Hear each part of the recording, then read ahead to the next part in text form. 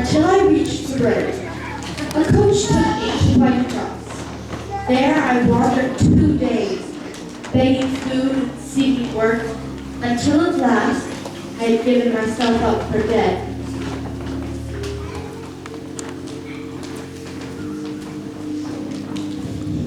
I wonder when St. John will be home.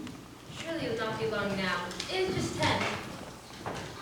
Children, it fair troubles me to go together.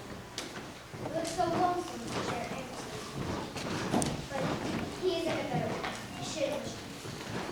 And you say he never mentioned us? Had in time, he was going to mention that was last until it stops.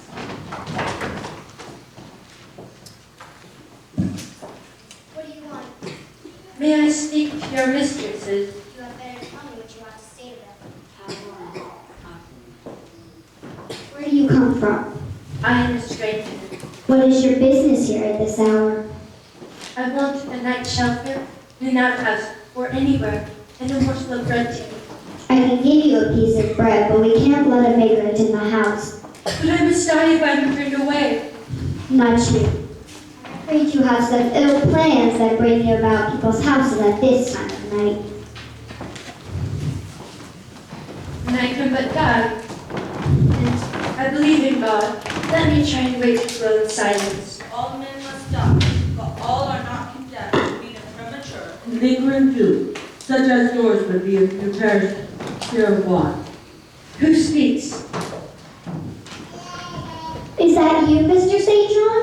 Yes, open quickly. How cold you must be. Your sisters have been quite uneasy about you. There was a beggar woman. I declare she's not gone. Move off, I say. Hush, Hannah. You have done your duty to do. Now that we be mine to heaven. Young woman, rise, and pass before me into the house.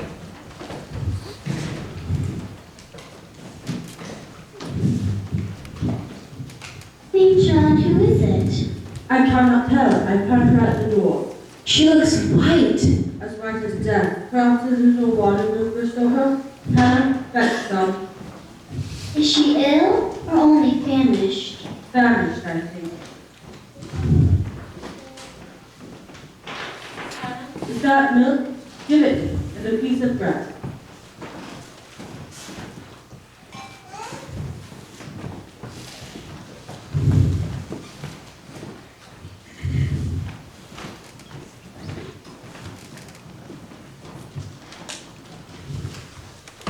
No more, St. John. Look at the avidity in her eyes.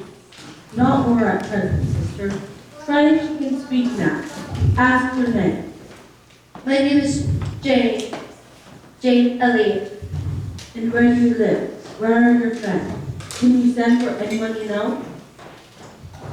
And what account can you give of yourself? Please excuse me for much discourse at present. I feel a spasm when I speak.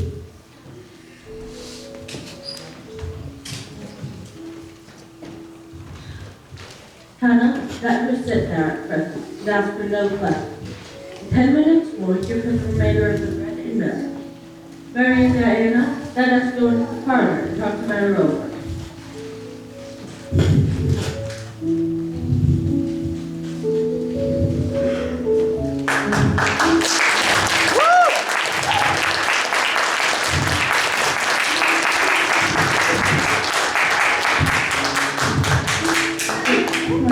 For 3 days and nights, I was racked with fever and laid in bed, unable to move.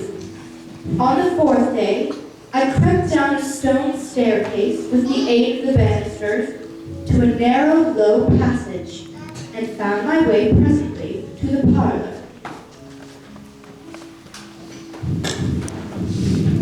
You should have waited for my leave to descend.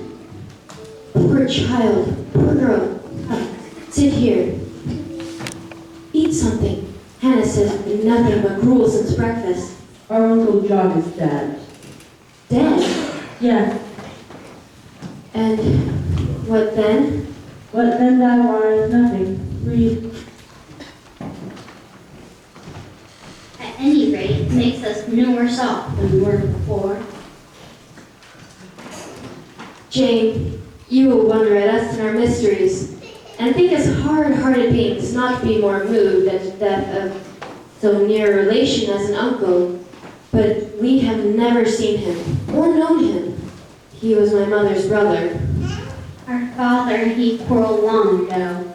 It was by his advice that my father risked most of his money in speculation that ruined him. Mutual recrimination passed between them. They parted in anger and were never reconciled. My uncle engaged afterwards in even more prosperous undertakings. It appears he reaped a fortune of 20,000 pounds. He was never married and had no close relation but ourselves and one other person, not more closely related than we. My father always cherished the idea that he would atone for his error by leaving his possessions to us. That letter informs us that he has bequeathed every penny to the other relation, with the exception of 30 guineas to be divided between St. John, Diana, and Mary Rivers for the purchase of his mourning robe. He had a right, of course, to do what he pleased. He had a momentary damp cast on the spirit by the receipt of such news. Diana and I had esteemed ourselves rich with 1,000 pounds each. And at St. John, such a sum would be valuable for all the good that it enabled him to do.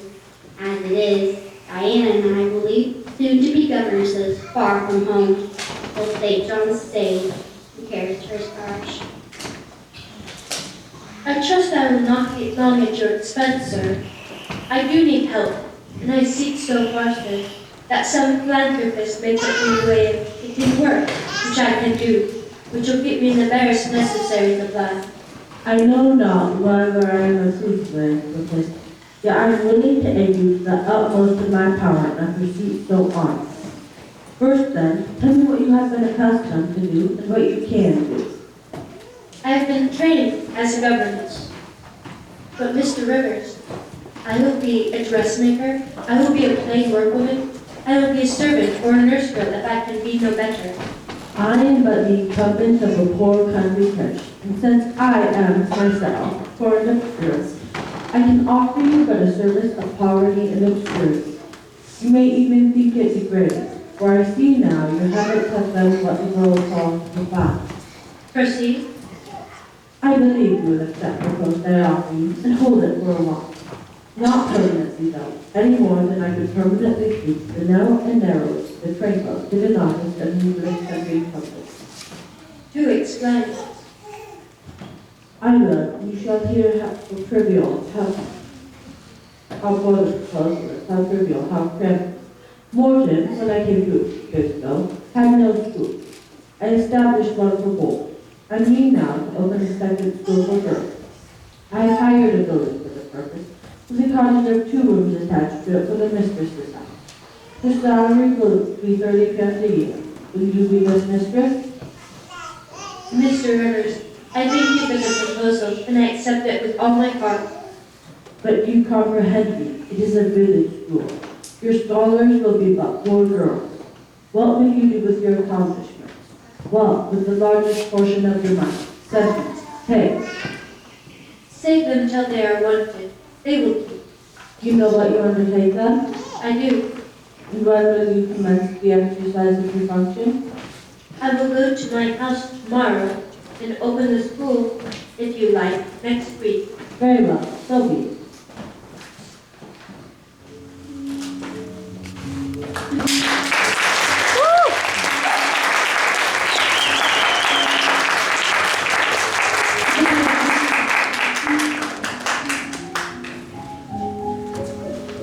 My home, then, when I at last found a home, was a cottage. That morning, the village school opened. I had 20 scholars. Much enjoyment I did not expect in the life opening before me, yet it would yield me enough to live on from day to day.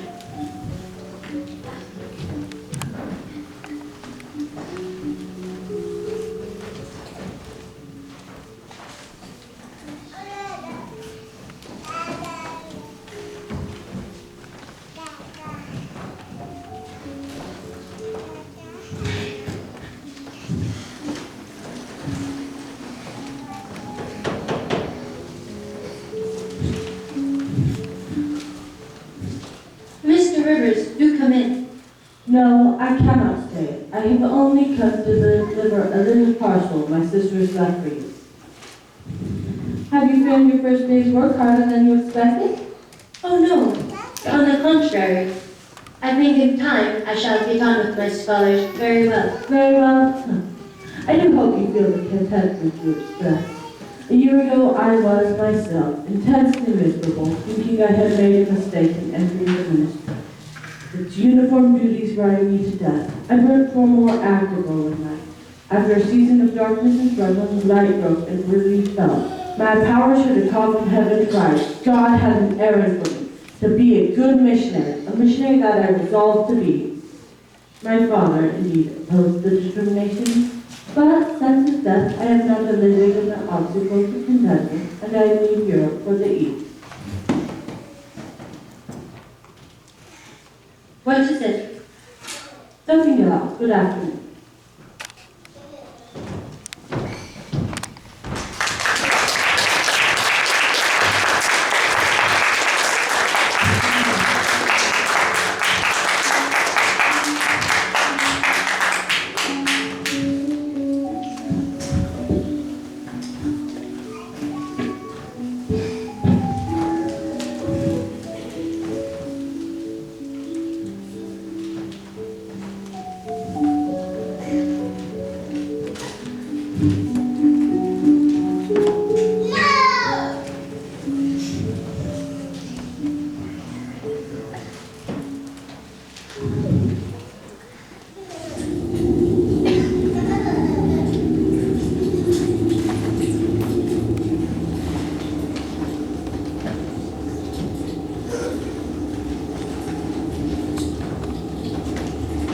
Only the purity of your thoughts, but you must excuse me for once. I have had hard work getting here, I assure you. But why are you come? Rather an inhospitable question to put to a visitor, but since you ask, I am just simply to have a little talk with you. Besides, since yesterday, I have experienced the excitement of a person whom my tale has been half told, and who is impatient to hear the sequel. 20 years ago, a poor curate, never mind his name at the moment, fell in love with a rich Miss Scott. She fell in love with him and married him against the advice of all her friends and family, who consequently disowned her immediately after the wedding. Before 2 years passed, the rest of her were both dead, and they quietly side by side under one's lamp. They left behind a daughter. It was reared by an aunt-in-law called Mrs. Gates. She kept the orphan 10 years, but at the end of the duration, she transferred it to Lowood School, where you so long resided yourself. It seems, from there, her career was very honorable. From a pupil, she became a teacher. Like yourself, it really strikes me the similarities between her story and yours. You have to be a governess. She undertook the education of the ward of a certain Mr. Rochester. Mr. Rivers. Of Mr. Rochester's character, I know nothing, but the one fact that you profess offer honorable merit to this young girl, and at the very altar she discovered she had a wife yet alive, the lunatic. She left Thornfield Hall as a night. Every research after the course has been vague. I myself have received a letter from one Mr. Briggs, a solicitor, communicating the details I have just reported. Is it not an odd tale? Just tell me this, and since you know so much, surely you can tell it to me. What of Mr. Rochester? How and where is he?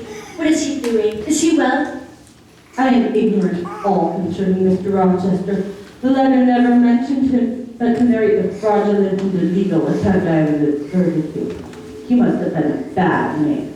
You do not know him. Do not pronounce an opinion on him. Very well. Briggs wrote to me of a Jane Eyre. I knew a Jane Eyre. I confess I had my suspicions, but it was only yesterday that they were all at once resolved into certainty. You know the name? Yes. Why did Briggs write to you about me? Merely to tell you that your uncle, Mr. Eyre of Madeira, is dead, that he has left behind all his properties to you, that you are now rich. I? Rich? Perhaps you'll ask how much you've inherited? How much? 5,000 pounds? 20,000. 20,000? I must leave you now. Goodbye. Stop! One moment. It puzzles me that Mr. Briggs should write to you, an out-of-the-way clergyman, to aid in my discovery. Very well. As well now. Your name is Jane Eyre? Yes, of course. That was settled before. You are not perhaps aware that I was christened under the name St. John Eyre. My mother's name was Eyre. We had 2 brothers. One married Miss Jane Reed. The other, John Eyre, became a merchant in Madeira. Diana, Mary, and you are my cousins then? We are cousins, yes? Oh, I am glad. You were serious a moment ago when I told you you had gained a fortune, and now, for a matter of no moment, you are excited? What do you mean? Oh, it may be of no moment to you. You have sisters and don't care for a cousin. But I had nobody. And now, 3 relations, or 2 if you don't choose to be counted, are born into my world full grown. Again I say I am glad. Write to Diana and Mary tomorrow and tell them to come home directly. Mary said they should both consider themselves rich with 1,000 pounds. So with 5,000 they shall do very well. Tell me where I can get you a glass of water. You must really make an effort to tranquilize your feelings. Mr. Rivers, you quite put me out of patience. I am rational enough. It is you who misunderstand, or rather who affect to misunderstand. Perhaps if you explain yourself a little more fully, I should comprehend better. Explain? What is there to explain? You cannot fail to see that 20,000 pounds, the sum in question, divided equally between the nephew and 3 nieces of our uncle, gives 5,000 to each. What I want is that you should write to your sisters and tell them of the fortune which has accrued to them. To you mean? I'm not brutally selfish. It would please and benefit me to have 5,000 pounds. It would torment and oppress me to have 20. Now, let there be no opposition and no discussion about it. Let us agree amongst each other and decide the point at once. Now, you had better leave, for if you stay longer, you'll perhaps irritate me afresh with some distrustful scruple. In the school, Miss Eyre? It must be shut up now, I suppose. No, I will retain my post of mistress till you find a substitute.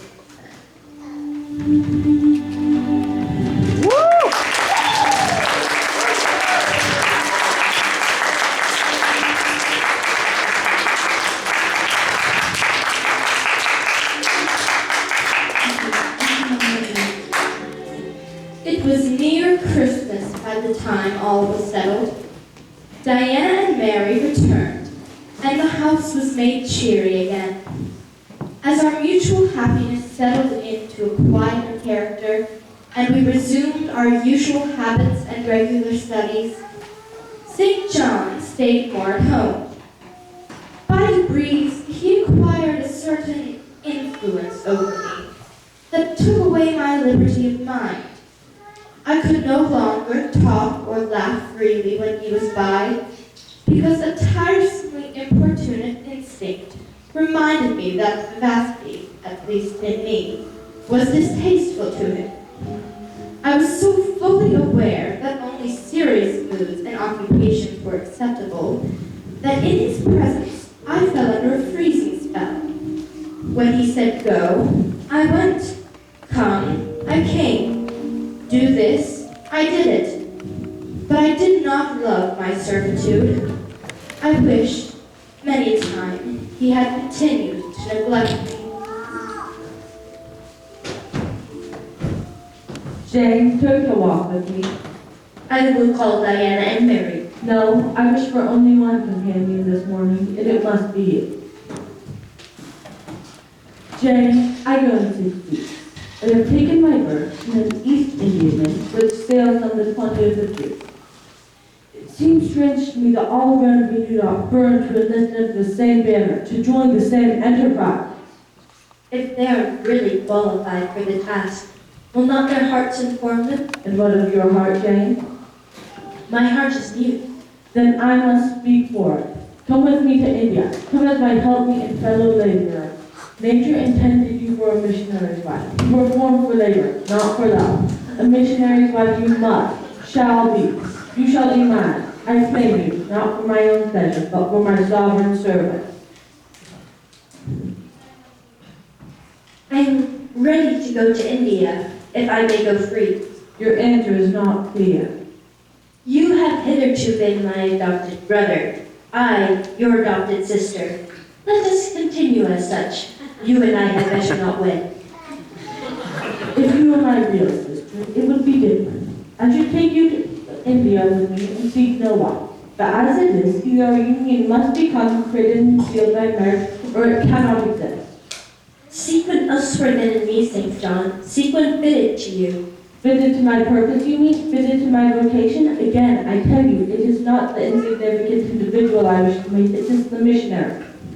And I will give you my energies. It is all you want, but not myself. Jane, you cannot. You ought not. Do you think God would be satisfied with half an oblation? I cannot accept on his behalf a divided allegiance. It must be entire. Oh, I will give my heart to God. You do not want it. Jane! Jane! What is it? Wait for me, I am coming. What did you hear? What did you see? St. John, with you I would have ventured much, because I admire, confided, and as a sister I love you. But there has been a point on which I have long endured painful doubt, and I can go nowhere till by some means that doubt is removed. I know where your heart turns into what it clings. You think of Mr. Rochester. Are you going to seek him? I must find out what has become of him.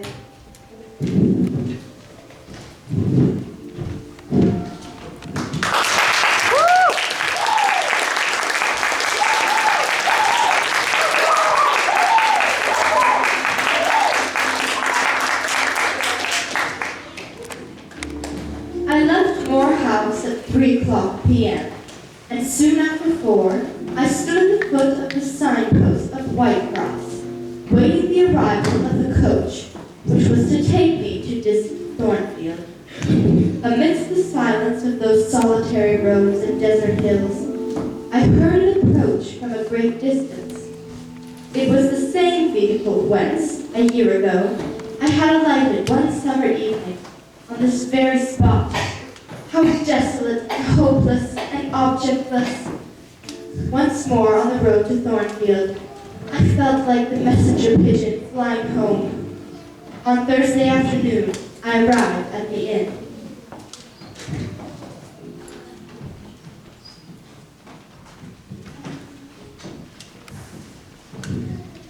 You know of Thornfield, of course. Yes, ma'am. I was the late Mr. Rochester's butler. The late? Is he dead?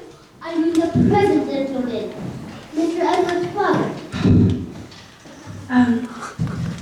Is Mr. Rochester living at Thornfield Hall now? No, ma'am. Oh, no. No one's living there. I suppose you're a stranger to these parts, and you have heard what happened last autumn. Thornfield Hall is quite a ruin. It burned down just about harvest time. A dreadful calamity. And before the engines could arrive from Milcott, the building was one mass flame. At dead of night? Was it known how this fire originated? Yes, ma'am. Yes. I should say I was proven without a doubt. You're not persuaded there was a lady, a lunatic, kept in the house? I had heard something of it. This lady, ma'am, turned out to be Mr. Rochester's wife. The discovery was brought about in the strangest way.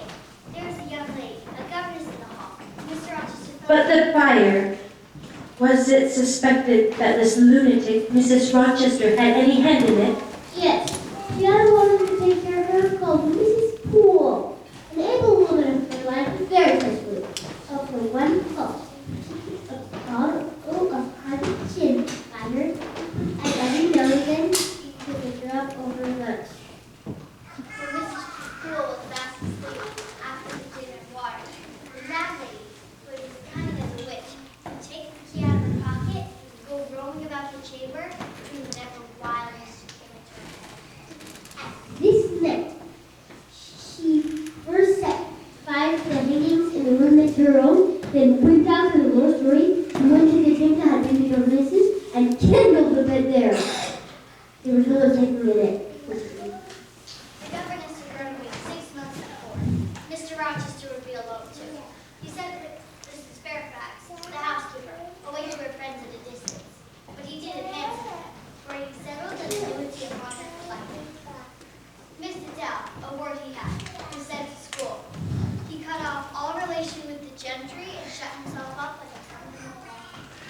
Mr. Rochester was at home when the fire broke out? Yes, he was up in the attic while it all was burning above and below. He got the servants out of their bed and got them down himself, then went back up to give them that wife. They told him that he was up on top of the battlements, waving her arms and yelled till they could hear her a mile off. I saw her and heard her with my own eyes. I witnessed, and many more witnessed. Mr. Rochester sent the weak through his galley. He heard him call Bertha and saw him first. And then, ma'am, she yelled and gave a spring. The next minute, she had smashed on the floor. It was dreadful. And afterwards, were any other lives lost? No, but many think it'd be better if I had. What do you mean? Poor Mr. Edward. I little thought to have seen it.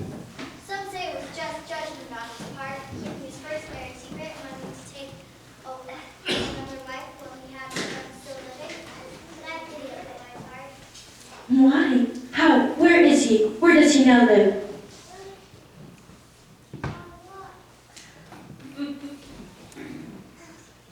Is he in England? Aye, he's in England. He can't leave England now, I fancy. Don't worry. Don't let Mr. Edward is. It was all his own courage and his kindness in the way, ma'am. He wouldn't leave the house till all else had gone on before him. As he descended the great staircase at last, after Mrs. Rochester had hung herself to the battlements, there was a great crash. All fell. He was taken out from the ruins alive, but sadly hurt. A beam had fallen in such a way to protect him partly, but he is now helpless and blind and crippled. Where is he? Where is he in England? At a manor house called Fernand. About a farm he has, about 30 miles off. And who is with A him? quiet, isolated spot. And who is with him? Old Sam and his wife Leah. He would have none else.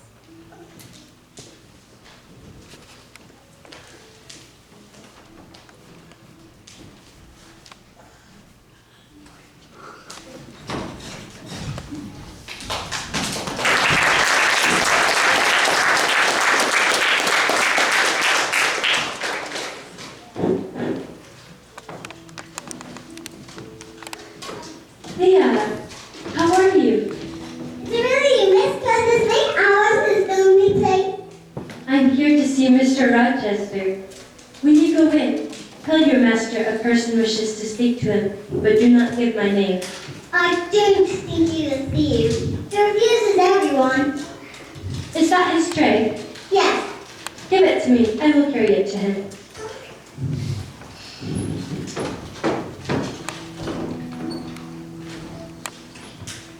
Give me the water, Leia. What is the matter? That is you, Leia, is it not? Leah is in the kitchen. Who is this? Who is this? Speak again. Sam and Leah knew me. I came only this evening. What delusion has come over me? What madness is this? No madness, no delusion. Your mind is too strong for delusion. Is it only a voice? Oh, I cannot see, but I must feel, or my heart will stop and my brain will burst. Whoever you are, be perceptible to the touch, or I cannot live. These are her fingers, her small, slight fingers. If so, there must be more of her.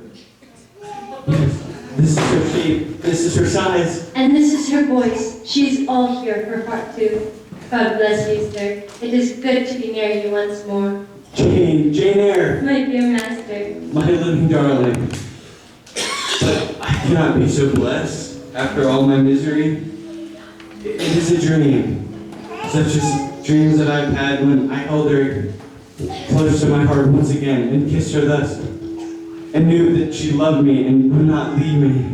Which I never will, sir, from this day. Never, says the vision. There, sir, and there. It is you, Jane? You have come back for me then? I am. It is time someone undertook to rehumanize you. For I see you are being metamorphosed into a lion or something of that sort. Your hair reminds me of eagle's feathers. Whether your nails are grown like bird's claws or not, I've not yet noticed.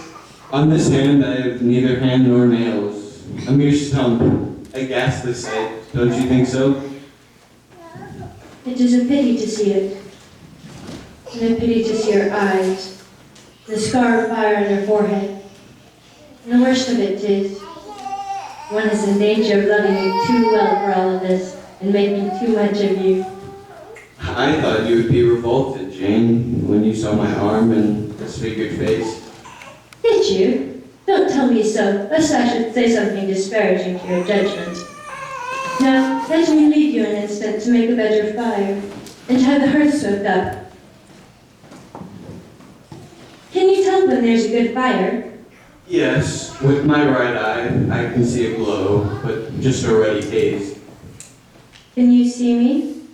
No, my fairy, but I'm only too thankful to hear and feel you. You are altogether a human being, Jane. You are certain of that? I conscientiously believe so, sir. You have the pocket comb about you, Mr. Rochester. What for? Just to comb out the shaggy mane. Am I hideous? Yes, sir. But then you always were. The wickedness has not been taken out of you, wherever you have sojourned. Cruel, cruel deserter. What did I feel, Jane? That morning when I woke to find that you had fled, taking no money or anything that could serve you equivalent. What could my darling do, left destitute and penniless? I managed well enough, sir. But if you truly wish me to love you, could you see how much I do love you? You would be proud and content. My seared vision, my crippled strength. I am no better than the lightning struck chestnut tree in Thornfield Orchard. You are no ruin, no thunderstruck tree. You are green and vigorous. You speak as a friend, Jane? Yes, as a friend. But Jane, I want a wife. Do you, sir? Is it unwelcome news? That depends on your choice. Which you shall make for me, Jane. I will abide by your decision. Choose then, sir, her who loves you best. I will at last choose her I love best. Jane, will you marry me? Yes, sir. A crippled man whom you will have to lead about by the hand? Yes, sir. A blind man 20 years older than you? Yes, sir. Truly, Jane? Most truly, sir. Oh, my darling, God bless and reward you.